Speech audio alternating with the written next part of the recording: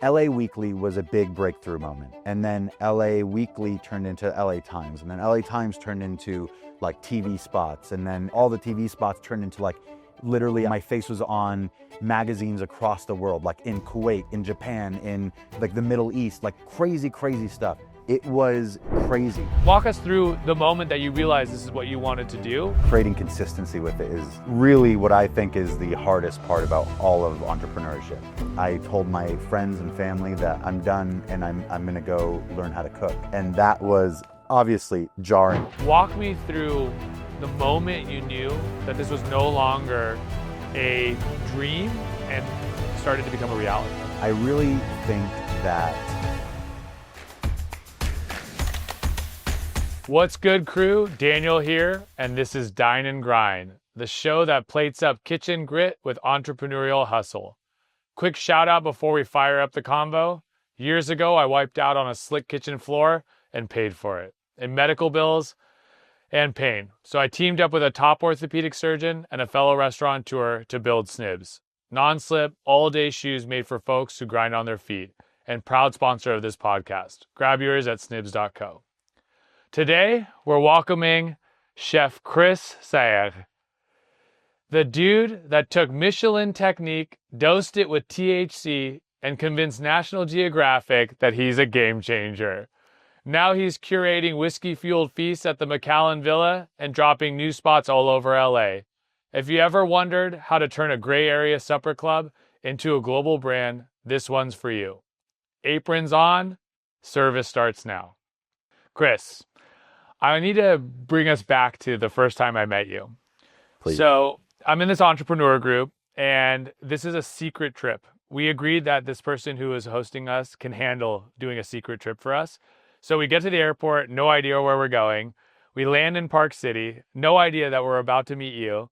And we get to this beautiful house, and you're in the kitchen, and you're just creating these epic smells. And I just see focus. I see the chef, I do a lot of catering, and I see like, this guy's in his element. And then they drop the bomb. This is going to be an herbal dinner. You're going to have THC infused, and it's going to be the perfect amount. I think, and the question you asked right off the bat was what? Has anybody ever had edible before? Exactly. And I think it was to what, calibrate, right? Yeah, just to understand, what level I'm dealing with. Because some people are like, never tried it, or like, I tried it back in college and I greened out and threw up all over the place and never tried it since, So just trying to gauge like where you guys are at. I had a first time that was pretty bad, but I still like it. And so, yeah, that was the moment. And I remember sitting through each course and I was just super impressed. I think take the THC part out of it, which I think elevated the experience and really drove. And I'd love to talk to you a little bit about how you refined that approach so many times. But the dinner party itself was epic. I remember the courses were inventive, they were creative, but they were satisfying. And, I've done so many dinner parties at homes. You're up in the altitude, you're cooking in a different environment every day. That's literally one of the hardest places to build consistency. And so I think for our home viewers who are out there who are just on the beginning of this journey, walk us through the moment that you realized this is what you wanted to do, because that's super interesting. And then from there, let's talk about building consistency in a completely wild environment. Sure. Yeah, that's one of my favorite things is like, because a lot of people want to do the thing, right? They want to do the catering, they want to do the big events, they want to do the big party, but like creating consistency with it is really what I think is the hardest part about all of entrepreneurship. But it all started. It really goes back to UC Santa Cruz. I wouldn't guess Santa Cruz at all. I know. Who would have thought? You were creating, manifesting it from before you even got there. That's exactly right. I wanted to, I had football scholarships, baseball scholarships. Like I could have gone and played D1, and it was like something in me was just, I want to use my brain. Like I love utilizing my body, but I want to use my brain and create something that I think will have more longevity.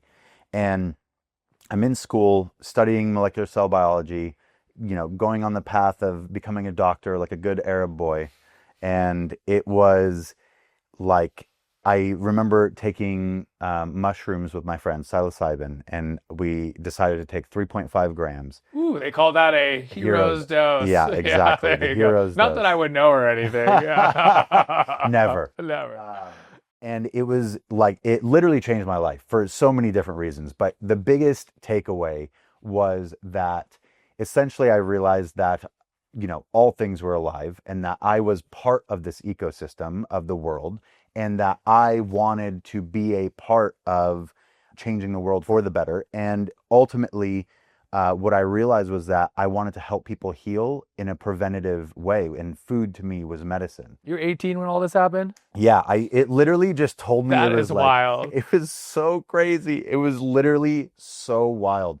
And it left me with this, understanding of that one, I needed to make all my decisions, because if it was a win, then I could celebrate that win fully. And if it was a loss, then I could internalize that and use it to learn from fully. And if I let anybody else make That's decisions. really beautiful in itself, by the way, because that's like Yeah. personal responsibility Yes. to the 10th degree. Yes. Yeah. Okay. It just gave me that. Like, that was a gift, really. And it was like, well, shit, what do I do with it now? And from there, I pretty much realized that food was such a big part of my life. And, my grandmother cooking, you're from an ethnic background. You understand that. I grew up with Arabic food. Yeah. We're Iraqi, Persian, yeah. Everything. Exactly. Yeah. So like understanding that that's the bedrock of our, like, how we communicate, how we gather, how we are around, the best things in life were always with a ginormous plate or table full of food. So I wanted to bring that. And I told my friends and family that I was no longer, after, that year, and I was almost, going to graduate. I was like, I'm done, and I'm going to go learn how to cook. And that was obviously jarring to everybody. Yeah, no, I'm sure they don't even like you cook women. So I don't know if this is your experience, but in my culture, like, or my family, as much as I love cooking, the women were always like, nah, you kind of go over here. We'll do the cooking. So it's cool that were they cool about it or not? No, at all? no. Of Nobody course was not. cool about Yeah, it. yeah. Nobody That was was, cool. that was like the least cool anybody could have ever been. That was a really tough time in my life, because it was like, oh, well, he's a drug addict, he's smoking weed, and he's, and he's like left school, and he's cooking. And so it was like, I was literally like, living out of my car. Like, nobody would have me in their home, wasn't allowed to communicate that much with my family because they were scared. And so it was like literally like living, a few blocks north of in Santa Monica where I was working. And I wasn't even getting paid because I didn't have the skill yet. I was just like, put me in, like, I want to learn. And so I just soaked everything up that I could. It's a bold move. It was. It was a really bold like move. There was this fire in me that was just not going out. It was like, you need to do this. And all those times that I woke up because, the police were knocking on my window, or the, gardeners were like, saw the fog in there. Like, I was like, I'm doing this for a reason. I'm doing this for a reason. And I didn't know the reason yet, but all of it eventually led to my idea of that I wanted to bring these plant medicines to the forefront of humanity in a different light. I felt like everything. I mean, I studied this stuff. I literally wrote papers on cannabis and psilocybin use versus cocaine and amphetamine use in the human body for college papers. So it wasn't like I really knew my stuff. And when I was learning how to cook, I was able to combine in a way that I felt like was missing. People were like just trying to get super stoned. People were trying to like, make the next 300 milligram brownie that tasted like shit. Hubby bars, I remember them. Yeah. I mean, it was everywhere. It was crazy. And while all those things, I'm sure they exist for a reason, and there's people out there that want those, it was not me, and it wasn't what I felt like the majority of people wanted. And so I knew that I could change the world by responsibly introducing psychedelics to humanity. And that was my goal.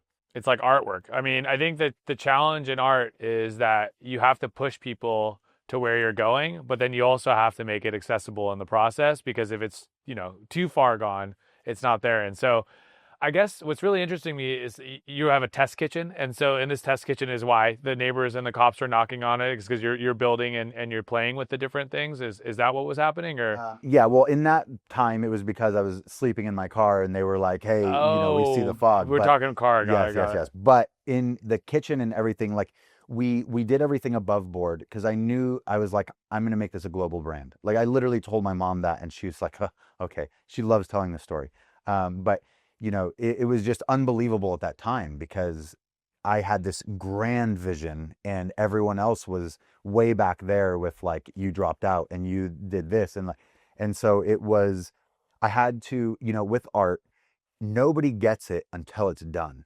Like Yeah, or that's until the other thing. people say it's done. Yeah, Exactly. yeah, Like yeah. nobody really gets it. Nobody really supports until you get to a certain level and then everyone's like, "Oh, fuck. I knew it. I knew you were going to Yeah, do." Yeah, and yeah, it's of like, "Okay, course. okay, Oh, okay." Yeah. yeah. Where were you like a year and a half ago? Yeah, Right. So yeah.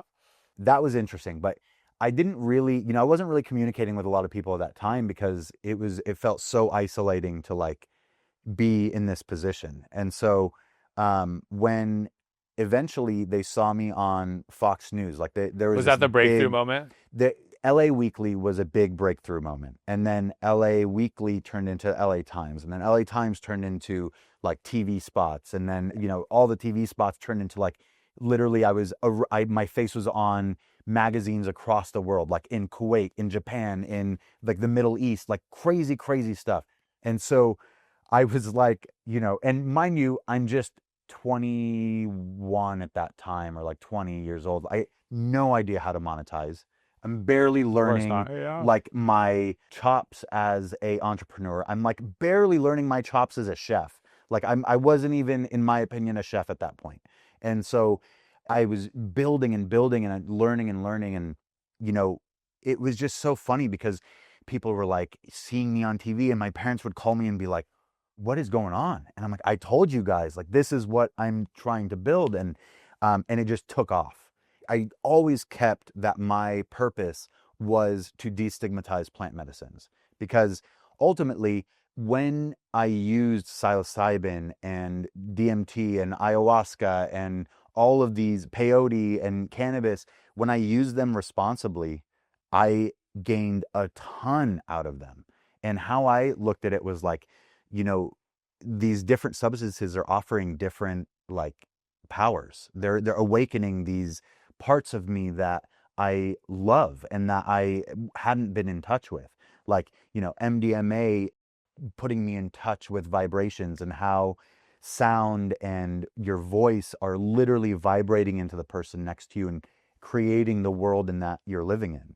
And then psilocybin having this hand in showing you the oneness of all, how the whole universe is alive and you are just as alive as this rock that's in the ground, and how you should be working in harmony The together. fungi network. Yeah, The yeah. mycelium The network. mycelium Yeah, network. Yeah, absolutely. yeah, for sure. And then how, ayahuasca really took me into a whole different place. DMT just blew the lid off of everything.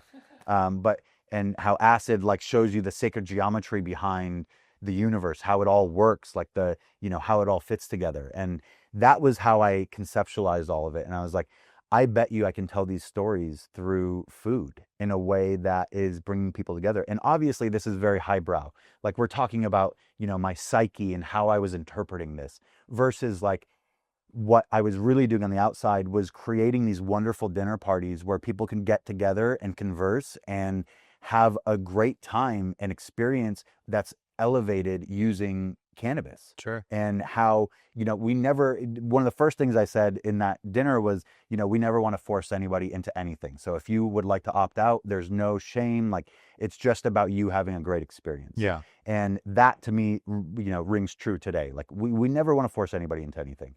But if you want to expand your horizons of what's possible and how all this can come together, like I have tailored this through a decade of trial and error in making it into the most perfect experience for people who, both avid users and first timers. Yeah. And that was the whole point. Like I want to bring this to my grandmother, my jidde, and I want her to be able to try it.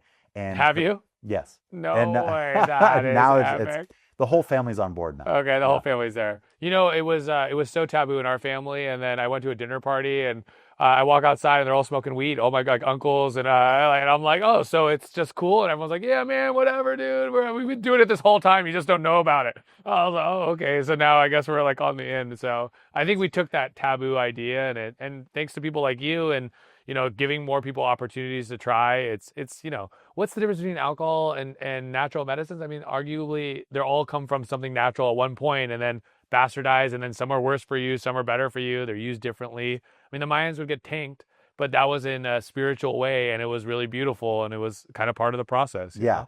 I use like the word, responsible usage, but like this has been a thing for ever. Like this is literally a part of our DNA and our like humanity becoming conscious. Yeah. That is to me, like you can't ignore it. It's just there. So you either are gonna like learn about it and learn how to, enhance your life with it, or, you just don't. You so just ignore it. I had a vision when I did up my plant medicine that was pretty wild, and I couldn't stop thinking about it afterwards, which is I believe there are a million ways to get to nirvana, like in this world, Yes. and you don't actually have to do any plant medicine. I totally agree. But most people need it because you're so far from that, I would say, kind of puristic like being that can get to nirvana organically. And I always thought like these plant medicines were like the Super Mario mushrooms that you like do and you hit it and like it just fast forwards like years of healing in a short period of time, or wisdom that kind of was maybe beyond what you were going to get that you just pull from the universe really quickly. And for me, what was so weird was I'm a very positive person and I try to stay very optimistic. Ayahuasca showed me the negative side of the world. And that's what I needed to see, because the negative has to exist for the positive to exist. And it was a really weird unraveling for me, because I like literally closed my eyes and I saw snakes and alligators and things that I like really don't want to be around. Yeah. And every time I closed them, I would come back there and I was like, okay, I can't resist it. So let's go. And I just started spending time there and I was like, oh, I have to be okay with the negative. I have to be okay when there are tough times where you have to argue or fight for what you want, because you can't just live in this positive bubble. Even though it's nice, it's not real of the world. Yeah, absolutely. I mean, well said. And there's so much that goes into that, right? But with how people interpret plant medicine too always is very interesting to me. Like the things that I've learned with ayahuasca, I now see that like the way that I look at it is you could spend 10 years of your life meditating every single day for an hour or more. And eventually over the years, an hour won't be long enough. Like I used to do this. I used to meditate. I started out with 10 minutes. And then this is like when I first broke open my spirituality and was like really trying to understand myself and the universe around me and how I was going to bring my dreams to reality. And so it started out with 10 minutes and then it turned into 30 minutes, and then 30 minutes wasn't long enough. And then every day an hour was That's what a I lot. spent. And I did that for like 2 years. Wow. And I was reaching levels of myself that I had never experienced and didn't even realize was possible. And mind you, like I've been a, major into sports, like always hard go-getter, like, so slowing down and doing that was like monumental for me.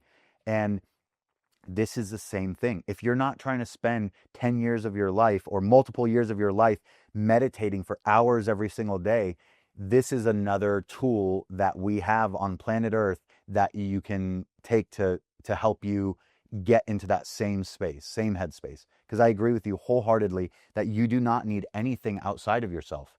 All what you need in order to reach enlightenment, in order to follow your path, in order to, make your manifest, etc. Everything is within you. Agreed. And it's just, these are very helpful tools. I know. Very, I couldn't very agree. helpful. Let's talk about the culinary side, because we could talk about plant medicine forever. Favorite topic. All right. So how do you land with Josiah and Melise? You just shared, you kind of just jumped in and, I would say of just jumping in, that's probably one of the most coveted restaurants. And you worked at the other most coveted restaurant. So how did that happen? You just walk in? No, my buddy Seth, his aunt and uncle would frequent Melise all the time. And he was like, hey, I know you're making this big transition. Like, I have to say something. My aunt and uncle, they go there all the time. Like, do you want me to Seth. maybe... We love Seth. Okay. Seth is a badass. Yes. Supported your Seth, dreams. Yeah. Seth did. He did. Yeah. And it was one of the very few kindnesses that happened in that time. because everyone was just scared. The kindness probably ended when you walked through the kitchen of Oh, Louise. yeah. The vibe was different. Yeah. But he took the time, Josiah took the time to sit down with me, and I was like, here's my plan, blah, blah, blah. And he's like, he brought out the whole kitchen team. I'll never forget this. And he's like, how many, because I was going to go to culinary school, and then I was going to go do this, and then and he's like, don't fucking waste your time. And I'm like, what do you mean?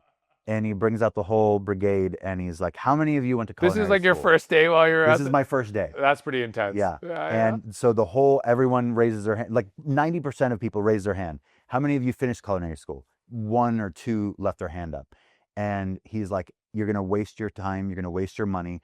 Come in and work in the kitchen and see if you even like it. Yeah. And so I came Good in. advice. It was excellent advice. And, after all that's happened, I still have a lot of respect because I think it was excellent advice. It was, and it jump-started a lot in my life. But so after that, I came in and I worked every single day. And where did they start you? Garmager. Yeah, of course. Okay. But I was like literally like running around. Like I had no idea. I was like, at that point I'd been cooking at home, but just no idea. No rules, no kitchen etiquette. No kitchen etiquette, nothing. Wow. So I just learned by keeping my mouth shut and watching everybody do everything. I would help. By the way, that's like the best thing to do in the kitchen because you look at that guy and you're like, that guy is going to learn how to do everything. Like they love that, right? Yeah, absolutely. Yeah. I mean, it was a very difficult kitchen, and I learned a lot, and that's all I'll say about that kitchen. What years was this? This was like 2008? No, 2010. 2010. Did you work there when Charbel worked there? When who? Charbel Hayek? Yeah. Oh, no. Okay, Lady Hawk and stuff. Okay. Yeah. You guys have similar styles. He's a great guy. Yeah. We met at Layla. He came and ate so our partners are family. No way. Yeah. Small world. Very. Yeah. He makes some things that are so good. I mean, Arabic food it's awesome. It's great, man. Yeah, and there's so much versatility. Yeah. And also his food, completely different than yours. It's like, you know what I mean? Like, how do you have so much diversity in one culture of food? Well, there's one thing that I saw was like that there's so many Lebanese places. There's so many Armenian places. There's so many Mediterranean places that use a blanket, right? This is the benefit of being in LA, by the way, because not very many other cities have that much of those options. But like around the U.S., even there's just a lot of Armenian restaurants outside of LA. What are you talking about? Philadelphia, dude. Okay, Philly's got some Armenian. Okay, New York, tons. Okay. But what I'm saying is, you don't see Jordanian places. Yeah, you don't. And I really had not seen any Jordanian places, so I wanted to make sure that we were using Jordanian specific cuisine, and I was honoring my Jidda Layla, which is her name.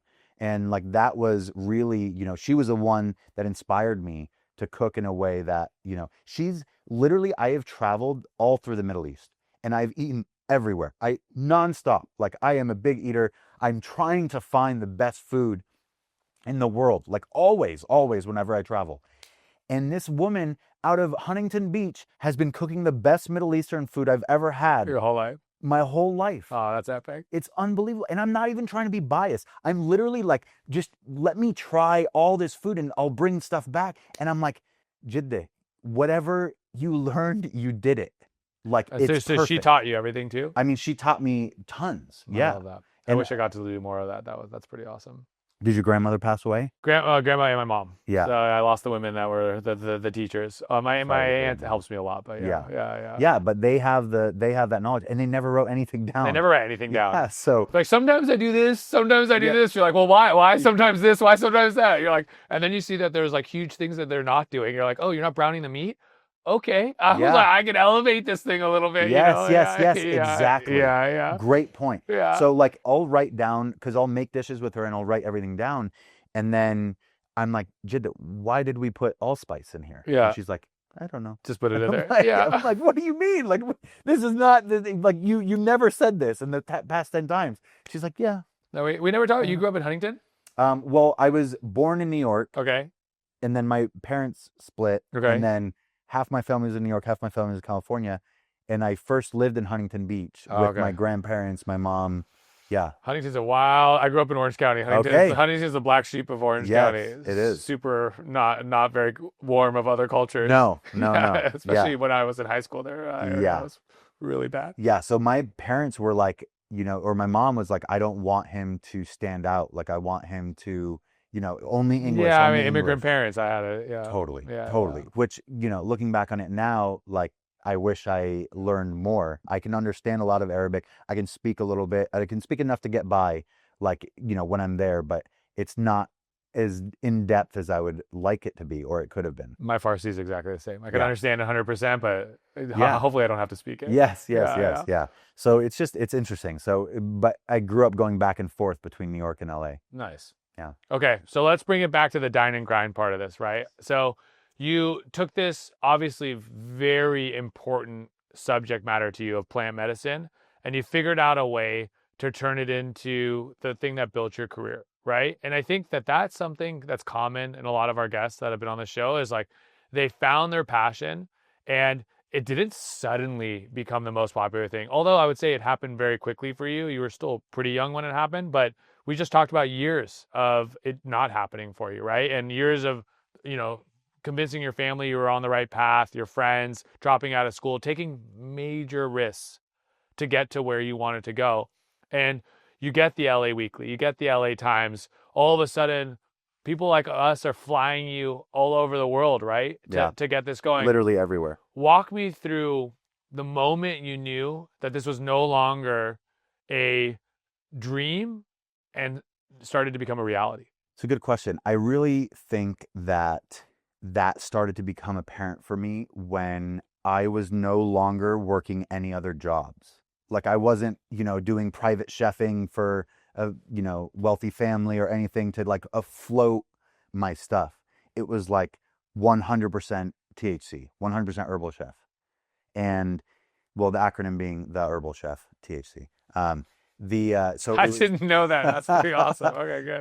But it was all about subtlety. Like, that was the whole point, Yeah. It was crazy because I was like, I can't keep up with all these events and cook for this. Like, this is going to fail or something's going to fall through, and I can't have it be the events, and I don't want to lose the trust of my clients. So, like, that was a moment where I'm like, oh my gosh, like, I think I'm too busy for this. And at that time, I'm still very young at this point. I'm like 23 or something like that, 22. And at this point, I just didn't know anything about business. I was like just learning everything. So I didn't have any mentors. I didn't have any, I didn't have anything anybody I could bounce these off of. And finally, I was cooking for the Porsche racing team at some point. And the guy who like works with them and he manages a bunch of like their portfolios and stuff. And he was talking to me and I was like, yeah, I'm just like trying to figure out how to do all this. And he's like, the most powerful thing you can say in business is no. Sure. And I was like, what do you mean? Like, why would I turn down business? That sounds crazy. Well, and ultimately what it was like, when you're too busy to say no is creating demand. Yeah. And I just didn't realize that at that time. And that was the moment, I think, that I realized that this was no longer just me running, until the wheels fell off. It was that this demand was beyond what I was capable of doing alone. And therefore, I needed to learn business in order to grow this. Wow. And I think that's actually one of the things that I could not relate more. So I won the Food Network show the first time I was 21, come back, 2-3 hour lines. I made no money that year. I grew from 400,000 to 2.5 million and made $0. You know how fucking stupid that is?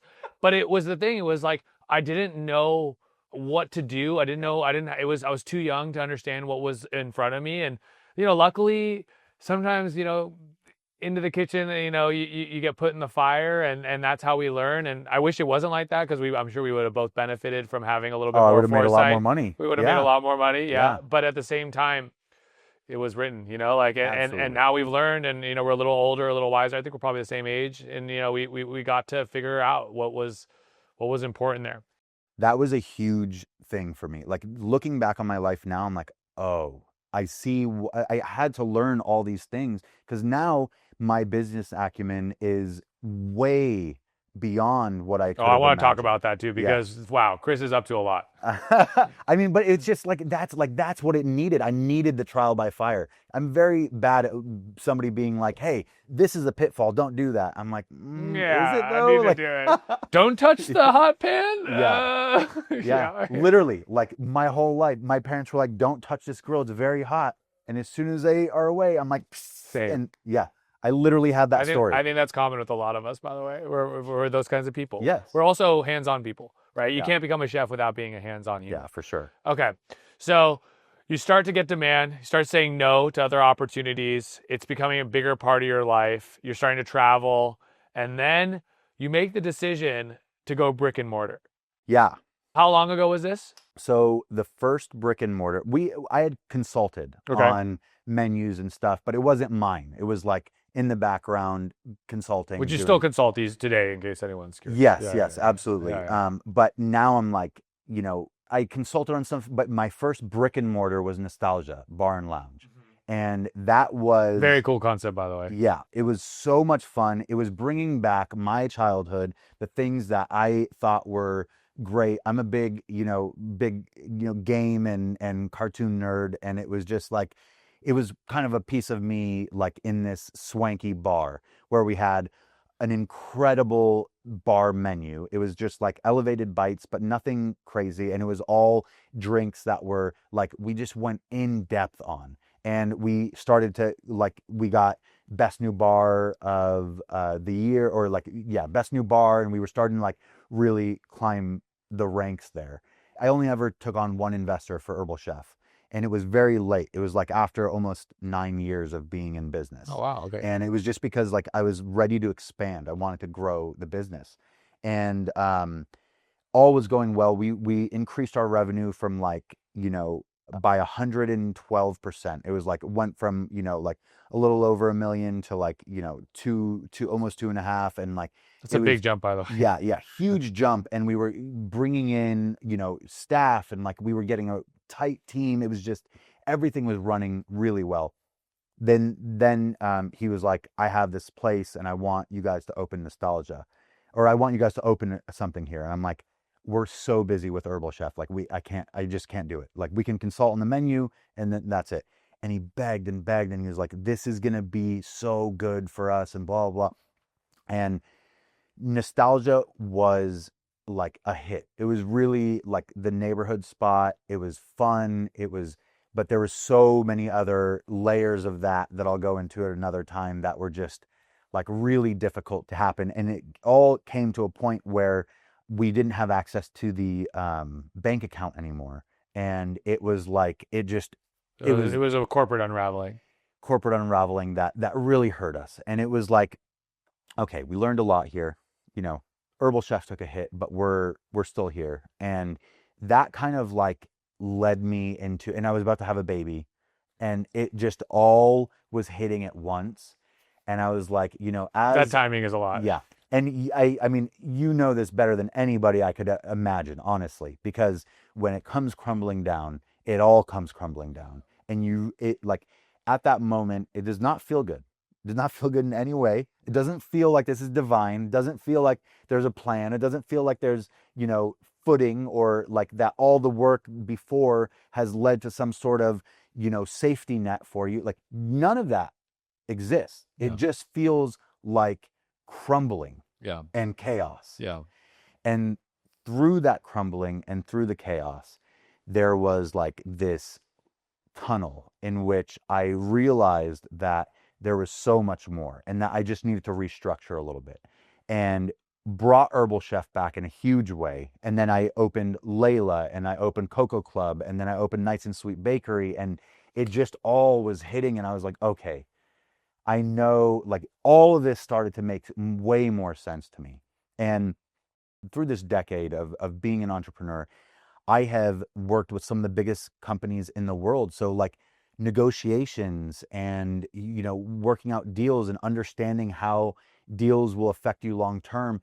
All of this stuff I was learning, in my 20s. And that was a huge step up, because now when I'm in negotiations or when I'm looking at business opportunities, I know better questions to ask and what I know things that I faced in my own life that if I don't ask now, that are inevitably going to come up. But if you didn't face them, you would have never known to ask. Yeah.